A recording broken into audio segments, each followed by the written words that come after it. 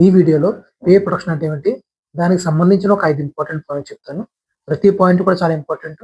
ఎవరు కూడా ఒక్క పాయింట్‌ని స్కిప్ చేయకండి. ఏ ఒక్క పాయింట్ మీరు మిస్ అయినా కూడా మీరు జాయిన్ అయినప్పుడు లేదా రిలీవ్ అయినప్పుడు చాలా ప్రాబ్లమ్ ఫేస్ చేస్తారు.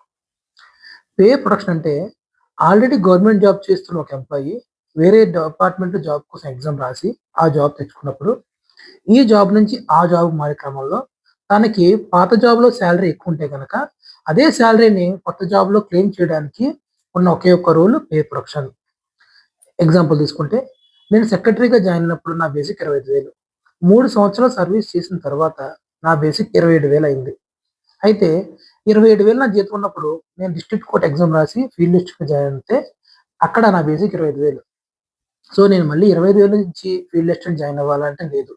నేను ఏదైతే సెక్రటరీలో 27,000 జీతం తీసుకుంటున్నానో, ఆ జీతమే ఇక్కడ ఫీల్డ్ అసిస్టెంట్‌లో నేను క్లెయిమ్ చేయడానికి నాకున్న ఒకే ఒక రూల్ పే ప్రొడక్షన్. ఇలా క్లెయిమ్ చేయడాన్నే పే ప్రొడక్షన్ అంటారు. నా పేని, నా పాత జాబ్‌లో ఉన్న నేను పేని ప్రొటెక్ట్ చేసుకుంటూ కొత్త జాబ్‌లో కూడా కొత్త జాబ్ జీతం తక్కువున్నప్పటికీ నా పాత జీతాన్ని ఇమ్మని అడగడమే పే ప్రొడక్షన్. సో, ఈ పే ప్రొడక్షన్‌లో ఏమేమి వస్తాయి? ఎవరికొస్తాయి? పే ప్రొడక్షన్ ఎవరికొస్తుందంటే, పాత జాబ్‌లో మీ జీతం ఎక్కువుండి, మీకొచ్చిన కొత్త జాబ్‌లో జీతం అనేది తక్కువుంటే గనక మీరు ఈ ప్రొడక్షన్‌ని క్లెయిమ్ చేసుకోవచ్చు.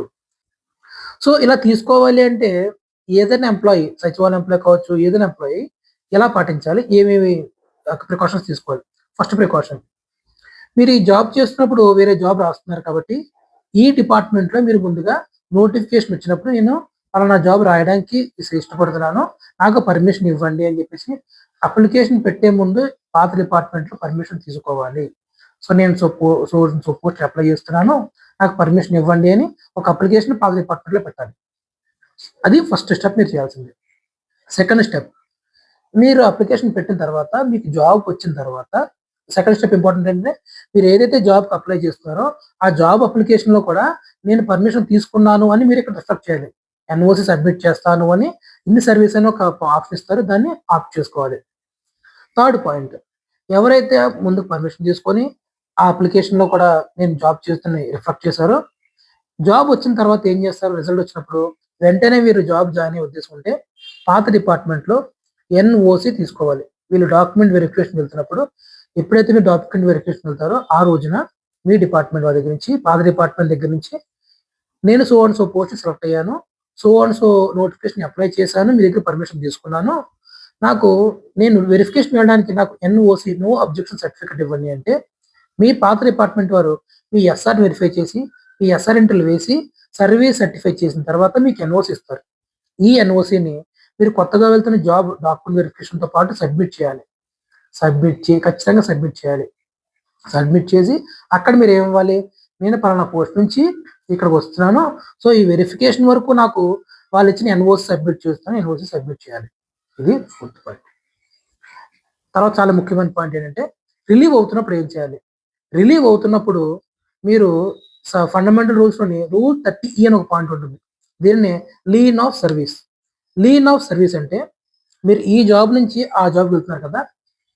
వెళ్ళినప్పుడు ఒక 2 ఇయర్స్ వరకు మీకు లీన్ ఉంటుంది. అంటే ఆ కొత్త జాబ్‌లో జాయిన్ అయ్యి కూడా 2 ఇయర్స్ లోపు అక్కడ ప్రొబేషన్ డిక్లేర్ అవ్వకుండా ఉన్నంత సేపు మీరు మళ్ళీ మీ పాత జాబ్‌లోకొచ్చేయొచ్చు. ఈ ప్రొవిజన్ కూడా మనకి ఉంది. దీన్నే లీన్ ఆఫ్ సర్వీస్ FR30E. ఎవరైతే రిలీవ్ అవుతున్నారో మీరు ఖచ్చితంగా మీ ఎస్ఆర్‌లో this person is relieved from duties of this department on FR30E lien of service. Relieve అన్న పదం రాయించుకోండి. రిజైన్ చేయకండి. రిలీవ్ తీసుకున్నప్పుడు మాత్రమే మీకు పే ప్రొడక్షన్ ఇస్తారు. రిజైన్ చేస్తే పే ప్రొడక్షన్ రాదు. రిలీవ్ ఎలా అవ్వాలి? రిలీవ్ కూడా FR30E ప్రకారము లీన్ ఆఫ్ సర్వీస్ అనే పాయింట్ మెన్షన్ చేసి అప్పుడు రిలీవ్ అవ్వాలి. ఇలా చేస్తే ఏమవుతుందంటే, లీన్ ఉంది కాబట్టి మీకు వేరే డిపార్ట్మెంట్‌లో వారు మీకు పే ప్రొడక్షన్ ఇవ్వడానికి ఆస్కారం ఉంటుంది. నెక్స్ట్, ఈ లీన్ ఆఫ్ సర్వీస్ రాయించుకున్నాము, ఎస్ఆర్‌ఎన్ రాయించుకున్నాము, కొత్త డిపార్ట్మెంట్ జాయిన్ అయ్యాము. కొత్త డిపార్ట్మెంట్ జాయిన్ అయినప్పుడు అక్కడున్న మీ బెనిఫిషియరీ ఐడీని ఇక్కడ మార్చే ముందుగా పాత డిపార్ట్మెంట్‌లో రావాల్సిన బెనిఫిట్స్ అన్నీ మీరు తీసుకోవాలి. లైక్ పెండింగ్ బిల్స్ కానీ, ఎరియర్ బిల్స్ కానీ, ఏమన్నా ఉంటే సాలరీ బిల్స్ కానీ, యాస్ ఆన్ డేట్ మీరు ఎప్పుడు రిలీవ్ అవుతున్నారో అప్పటి వరకు మీరు పెండింగ్ బిల్స్ అన్ని వచ్చిన తర్వాతే కొత్త డిపార్ట్మెంట్‌లో మీ సీఎఫ్ఎంఎస్ ఐడీని యాడ్ చేపించుకోండి. మీరు ముందుగా గనక ఈ డిపార్ట్మెంట్‌లో యాడ్ చేపించుకుంటే పాత డిపార్ట్మెంట్‌లో బిల్స్ అన్నీ అవ్వవు. అండ్ ఎస్ఆర్లో సరెండర్ లీవ్ సంబంధించి ఎంట్రీస్ అన్ని ఖచ్చితంగా వేయించుకోండి.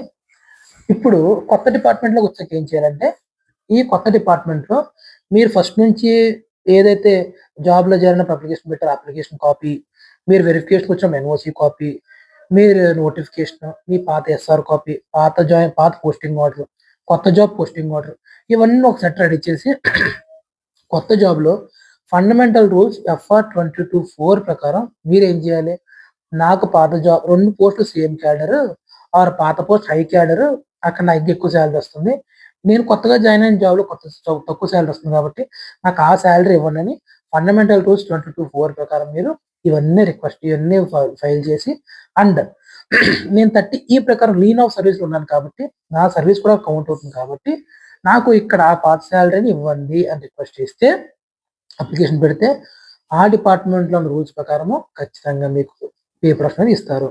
ప్రతి డిపార్ట్మెంట్ ఏదైనా కూడా ఆంధ్రప్రదేశ్లో అనేది అన్ని కూడా ఒకే రూల్స్ ఫాలో అవుతాయి కాబట్టి ఫండమెంటల్ రూల్స్ ప్రతి డిపార్ట్మెంట్కి సేమ్.